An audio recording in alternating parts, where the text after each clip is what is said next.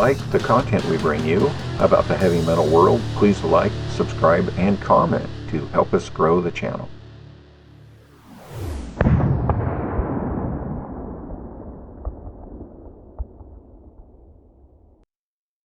This is Bryce Van Patten from Metal Express Radio Backstage, and today I have the great honor of talking with Andy Scott, guitarist and founding member of the legendary band Sweet. The band is a brand new album, Full Circle, and according to their press release, this will be the final album by the band. Yeah, how's your day going so far? Oh, not too bad. I've done half a dozen interviews before you, and luckily I got myself a cold Coke before I started, but as you can see, very little left. So, well, I hope I don't ask all the same questions everybody else did. I'll do my best. So where are you?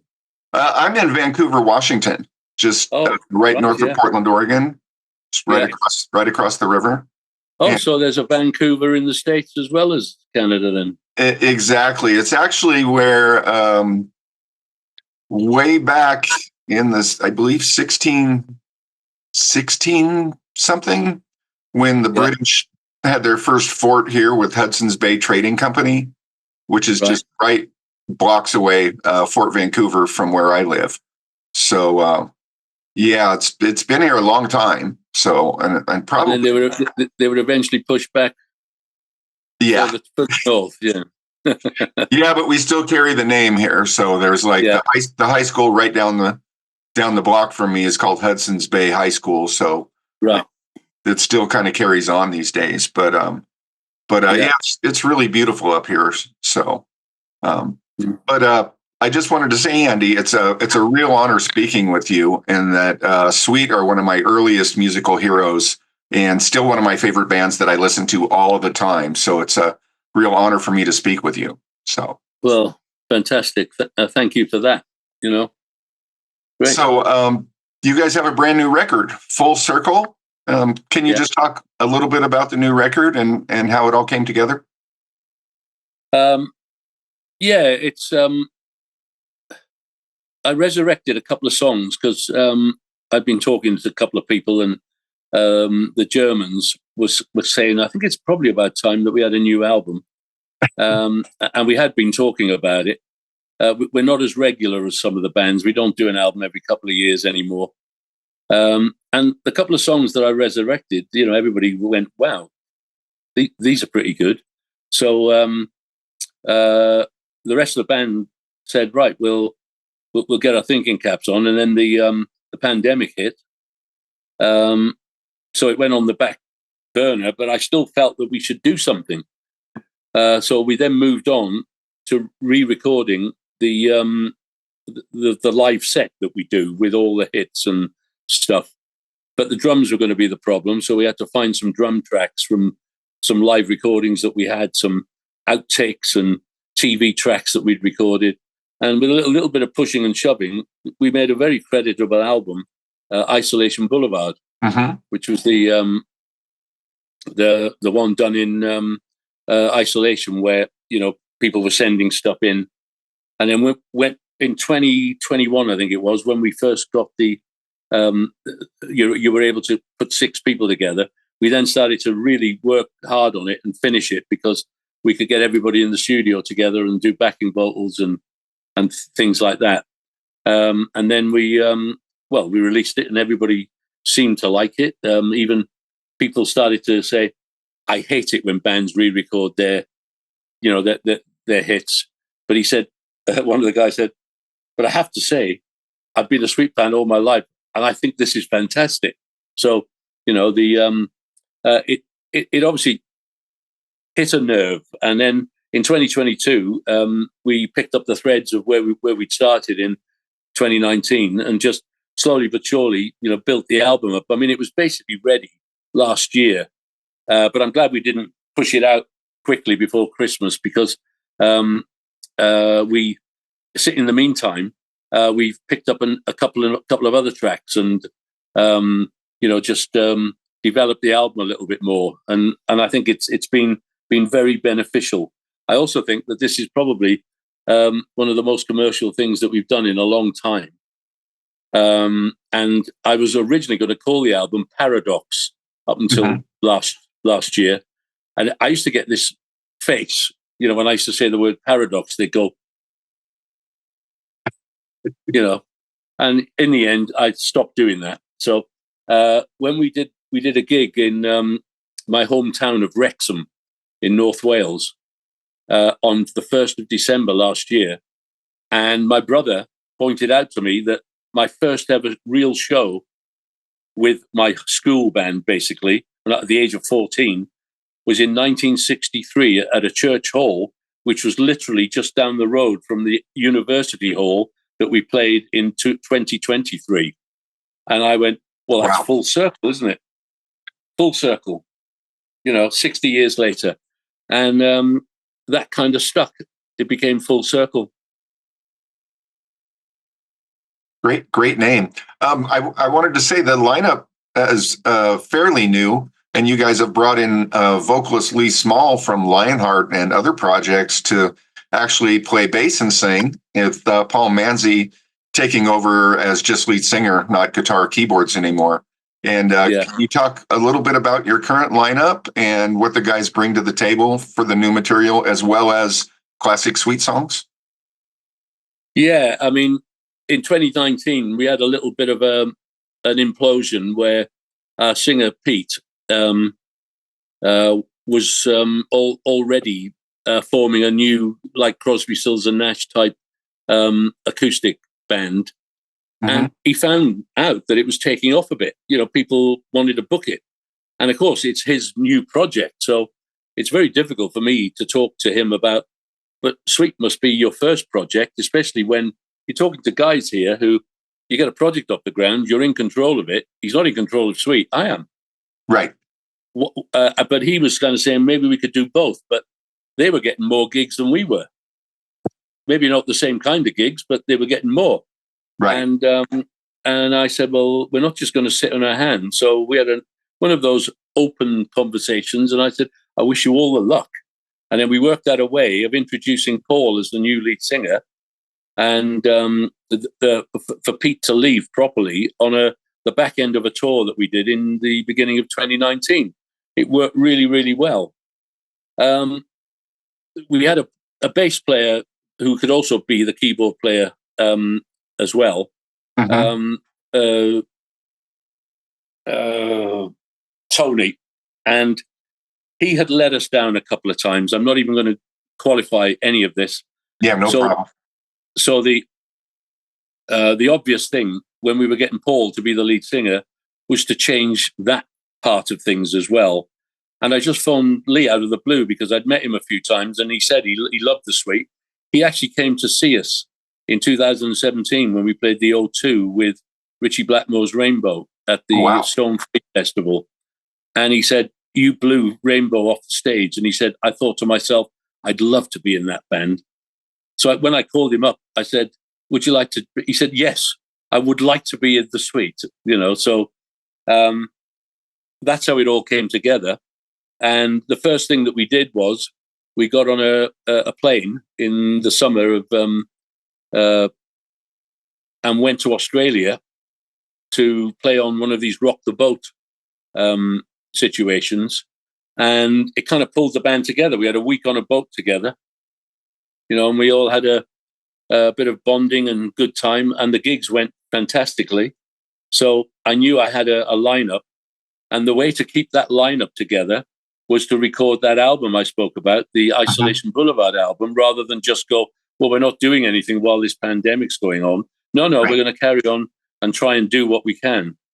I think Paul has brought some fantastic things to the band. His voice on the old material is really, really fantastic. He's kind of made it his own without losing the unpredictability of Brian. He's still got that. What's happening next? Right. Lee Small is a great musician, but also he's his voice. You can hear it in the backing vocals, and that's what's been missing over the last couple of years, where you hear the lead singer and then you hear that voice and that voice in the backing vocals, and it's blended the band band's vocals together better than ever. Is Lee doing the Steve Priest vocals on the old stuff? Exactly. Yeah, because he's got that kind of range. He's the one just above Paul, you know, and I'm still the stratospheric high. And then we've got Tom Corey, who was in a band called the Novatines that I was producing. They kind of split up just after the pandemic. I think the pandemic messed them about. You know, they were looking at getting involved with somebody to manage them in London. And I think he lost interest, and now, you know, they've kind of splintered. But Tom started to work with me in the studio, and he and I have written some of the material for the new album. Plus, also, he's a great engineer, and he'll be a great producer in his own right at some point. So he and I have been the co-producers for this album. And we've had a change of drummer last year when Bruce, who's been with me for 30 years, said, I can't do it anymore. His wife has, we all get to a point where she's had cancer, and it's never going to be resolved, but she's doing okay. The medications keeping them together. And he said, I've been on the roundabout for 30 years. Can I just get off? And I said, well, you can't just get off and then come on again. But I did say, Adam has other things that he likes to do, because Adam is a fantastic stage manager and tech. And there are bands like Steel Panther and Toto who want him to work with them from time to time. And I said, well, you go on and do that if you want still, because we've got Bruce in the background here who can come and drum with us again for a couple of gigs. And he did this recently. We went to Riga in Latvia, and he loved it. He loved getting behind the kit again. But I said to him, have you missed it? And he went, I've missed that. But I said, I haven't missed any of the other stuff. You know, getting to the airport and messing about and going through people opening your bag, and, you know, and then bumpy ride on an aircraft, sitting in your hotel room like this. Yeah, all the rigors of the road, right? Yeah, and I said no. I said if I could leave, I would, because of that, you know. But then I get too much out of it from playing in the band, you know. Being on stage. So I was I noted that in your press release, it says that Full Circle will be the final Sweet album. Can you talk a little bit about that and what made you decide to close out your 60 plus years with this record? How can I put this? When you start talking to people about, well, this could be our last record, you don't expect them to go, this is our last record, because nobody knows that. You know, I'm not saying I will never go into a recording studio ever again. Right. So never say never. But the possibility is, because of my illness and because of my issues, it might be our last album. It might not be our last record, you know, because if one of the guys in the band comes up with a great idea, why wouldn't we record it? Sure. You know what and then all of a sudden, if 2 or 3 other things happen, and you've got 5 tracks, why wouldn't you want to turn them into 10? Sure. You know, and so it's a difficult one. Yes, I would say that the possibility of it being our last album is there. Yeah. You know, because I know I could be quite dark here and say none of us know how much longer we've got. But I think when your cancer gets to the last stage, you do realize that you don't have as much left as others, you know. So, you know, I'm trying to be pragmatic and as responsible as I can be. And I know that there are people now coming to the gig hoping that I'm not going to die on them. But there are times on stage when I do feel towards the end of a 1.5 hour show that I'm getting there. And I have to have a little break, which is why I let Paul do a little bit of a chat. And I get a couple of cold drinks down me and put a bit of ice on my face. You know, it's the fact that the summer festivals, those that face the stages into the sun, that's what's going to do me in, because it's that kind of radio wave that helps kill the cancer, but it's also that will give you cancer. It's a very fine margin of all of this, and a double-edged sword, right? Yeah, and I find myself wanting to know before we go to festivals, are we on when the sun's still going to be pointing hard at the stage, or is the sun moved round by then? Right. That's all I need to know. Because then I know whether I'm going to need a hat, glasses. I'll tell you what they've rigged for me on the odd occasion. These really big umbrellas that you see outside of pubs. Yeah. Well, if the sun's coming directly on the stage, they've mounted one of those near the barrier where the people stand. Yeah. And it throws enough shadow on me. Nice. And when they've done that, I then turn around to the audience and say, see, I do get a holiday from time to time. And I make sure that they have a little thing alongside me where I've got some water and maybe a beer, so it looks like I'm on holiday, Yeah, I wasn't aware that you had cancer. Oh, right. Okay. Can I ask how that's been for you and how you're feeling? Well, I'm 15 years in since the diagnosis. Oh, wow. And the people who've looked after me have been absolutely fantastic. I got away with it for possibly 6 years. It was 2014, 15, I think, where I needed some more radiotherapy to just get rid of something that was. I've been having scans every year, right? And the guys are really on it. They also. I've got a nurse who takes blood regularly, and they so they know if anything's changing. Mm-hmm.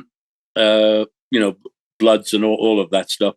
And I've still never taken chemotherapy, which I think is, in some people's eyes, is what? You're 15 years in and you've never had chemo? And I said, no.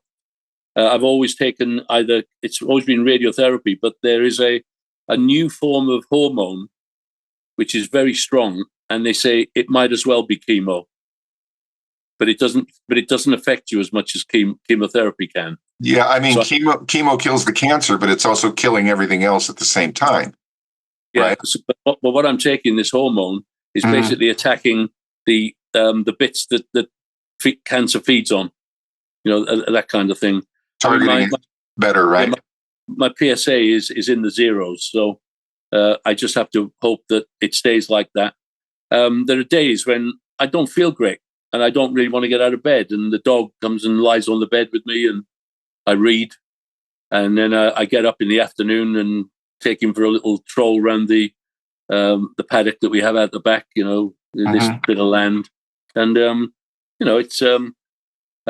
I think my wife thinks I'm a bit boring now, but because I don't do anything between gigs, But it's whatever it takes, Right. Right. So the band has some upcoming tour through, I see, UK, Germany, Australia, starting in September. What material can the fans expect at the shows? And are there any plans to come to the States for you at all? Let's deal with one bit at a time. Okay. The September and October bits in Germany, I already said that I would not be on a tour bus. I would not go from date to date to date to date without having decent days off. So we've worked out a way of doing the German tour by having 4 or 5 gigs with a day off in there. So I'm away. You're away for almost a week, and then we fly home. Yeah. And then we come back for 4 or 5 days later, and we do something similar, and then we fly home. And then the last run, I think, is 4 gigs where we do Hamburg, Berlin, somewhere else, and then Munich, or Berlin, Hamburg, somewhere else, and then Munich. But there's 2 days off before Munich because it's the end of the tour, and it's the circus tent, Circus Krone. It's a really prodigious gig in Munich, and I want everybody to be right. And we're probably going to film that, and that would be great. And then we get back. I think we've got a week, maybe not even quite a week. And then we fly off to Australia to do this Rock the Boat. We're on a boat for a week. We do 2 shows. And when we come off the boat, we go into a day off, and then we start a 12-date tour. But that 12 dates is going to take about 3 weeks to do, because I've said with some of the journeys, flying, and the fact that it's going to be warm, we need days off. Yeah. I don't mind doing 2 days in the same venue if it means not moving. Sure. And that's what's happening. No setup, no travel. More than half the venues have sold out already, so it's looking good. Fantastic. And then we fly home, and we basically then got another week at home before we're only doing 6 shows this time in the UK. 3 1 week, 3 the next, and then Christmas comes. And then I think January, February, there's no real plans to do much, but I do have something came through to me last week or the beginning of this week. We still haven't made a decision on it, so I can't really talk about it. But one of the nice things that's happened is on the German dates, because there's a song called Destination Hanover. They've already started, because one of the DJs or somebody asked, is known by one of our promotions team in Germany. So he sent him Destination Hanover, the song, and they've started playing it at the football matches. Oh, great. So they've invited me along in a couple of weeks' time to go on the pitch and do a little interview and things like that, and talk about the album with the DJ. And then hopefully they're gonna play keep playing the album, in front of the crowd, and you never know. From there, other teams might start playing it on their playlist before the match, Yeah, it's great. That's great.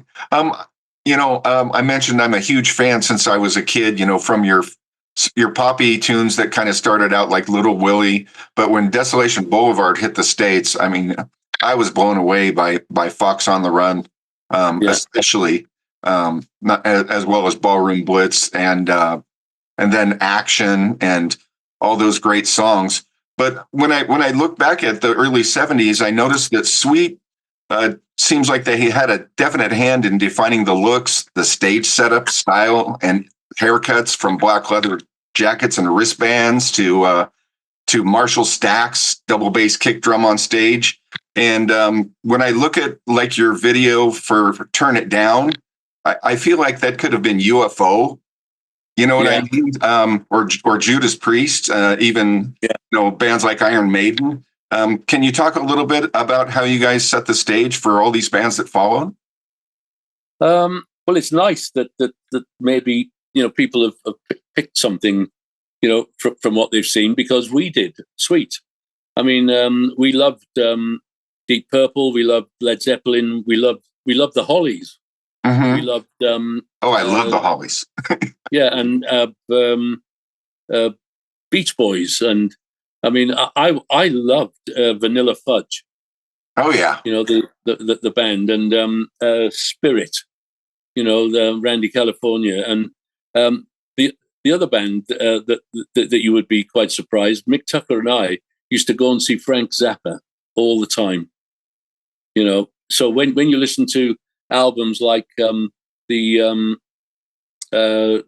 Give Us a Wink album, you might hear a few drum and guitar things that go on there, where we're playing off each other, and it's through watching people like Zappa that you pick up that you can do that in the middle of a song, instead of just playing a chord. You can go diddle-da, diddle-da, diddle-da, you can do these things. So and I think that it comes of age, what you're talking about, with Motley Crue. And they apparently, one of their adverts in the paper looking for a new lead singer was wanted Brian Connolly for LA band. So I think that says it all. Yeah, it sure does. One last thing I kind of wanted to bring up here is that, over the last 20 plus years, there's been as many as 3 different incarnations of Sweet with Brian Connolly's and Steve Priest's band. And with Steve passing in 2020, I'm puzzled as to why there's still another version of Sweet around with nobody from the band. And I mean, they have a new single out. And when I go to search on the internet, I find thesweet.com, your band, and then there's thesweetband.com. And it just, how do you feel about that stuff? Steve was an original member. Brian was an original member. Right. So that makes sense. It's not something I would have liked, but when Mick and I were together from like the mid 80s, 84, 85, if Brian could have still sung, which being the singer that he was, we would have had him back in the band. But he couldn't sing. And that's what a singer needs to do. Right. It's all very well having and to be frank, you just didn't know what you were going to get. Every time I met Brian, in the 80s and the 90s, he looked different, and he looked he didn't look well, and it's a difficult thing. If he'd have looked like that and was still able to sing, it would have been different, because everybody ages, but you can't go back into a situation that made you move away from that. Right. In the first stage, Steve did not want to rejoin Mick and I. I found out later. He turned around to me and he said, "Look, I hated it by the end. So why would you think I would want to come back in and do it all again?" And I went, "Well, I'd have thought you were doing nothing, mate. That would have been a good enough starting point. Yeah. Come back and be with your mates," but he didn't. So that we had Brian on his own going to Germany to do these oldie shows, as they were called. Like we had 10 lead singers and one backing band, and they'd all go up and do 2 or 3 of their hits. And it was like a show for oldies. Kind of like a Vegas oldies show, right? Yeah. And then they had, he then found a band that would back him properly. And he was going on tour with Les Gray from Mud. But Les Gray was Mud. But Brian wasn't Sweet. So he had to go on as the new Sweet. And all of a sudden I'm thinking, we're going down this road, are we? Yeah. So in the 90s, when he was really unwell, I said to him, "Look," he said, I don't want to be doing this anymore. He said, "I'd rather just get rid of them." I said, "Well, it's your band, get rid of them." And then I suggested to him, if you do that, why don't we try and work something out whereby you come and do some gigs with my band, and as a bit of a surprise, it won't be a surprise after we've done it a couple of times, you come on stage for the last half an hour and you knock the audience out. I said, you don't have to be the main singer, but as long as you're doing some of it, they would love it. And I'm afraid while we were doing this, he fell really ill and died. Yeah, I saw a video of him like near the end where he's getting ready to play a show, and he's so shaky that, you know what I mean, his hands are fluttering everywhere and he's having trouble talking. And people are walking into this gig that have no idea. They walk right by him. They don't even know who he is. And I was just like, I just made me really sad because, I love Brian. I love all you guys. So, it's lacking respect. And I even said to him, his latest musicians that were with him went off when he was really ill and couldn't do any gigs. They were off doing gigs that was being booked. And I remember saying, we have to stop that. And luckily, his family dived in and they did manage to stop that. But it's a very similar thing that's happening with Steve's band now. Steve came back on the road, which really surprised me. In 2020, I think it was. No, 2010, sorry. And we only found out because somebody from the gig that he was going to do contacted my agent in London and said, we need a few more details. And he phoned me up and he said, "You'll never believe this, but I've had a contract through from a band called Sweet doing a gig in America, and at the end of it was Steve's guitar player. Mhm. You know, he'd written his name in, and so I phoned Steve, and Steve said, "Well, yeah, we are doing a gig." And I said, "Well, they've sent the contract to us," and it all went a bit quiet. And I said, "Look, you'll never, if you were trying to do it on the quiet, you'll never do it because the music business isn't like that. Somebody Right. hears something, they'll tell somebody else." I said, "And I'm surprised that you didn't call me so that we could, if you wanted to do some gigs, come and do them with me." You know, anyway, it carried on. Yeah. And now, I now realize that there was something else going on because it's his ex-wife, or his wife, should we say. I'm not sure whether their relationship was secure while he Mhm. was alive, how good it was, but she's given the rights or the okay for this backing band to carry on as the Sweet. Yeah, it seems Now, utterly crazy to me because well, they have no connection with the music.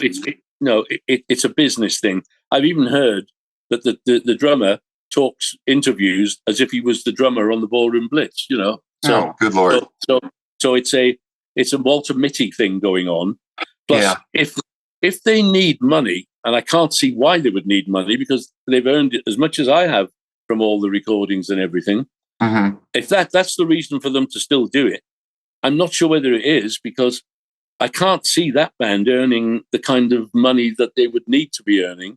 They're not on these, you know, big tours of casinos and stuff like that. They're kind of scrabbling about, and I do understand that why would anybody want to book a band called Sweet that has nothing that ties them to the original band? Yeah. Yeah, it doesn't make any sense to me. Well, I know we're about out of time here, and Okay. again, I really appreciate your time talking, and Thanks.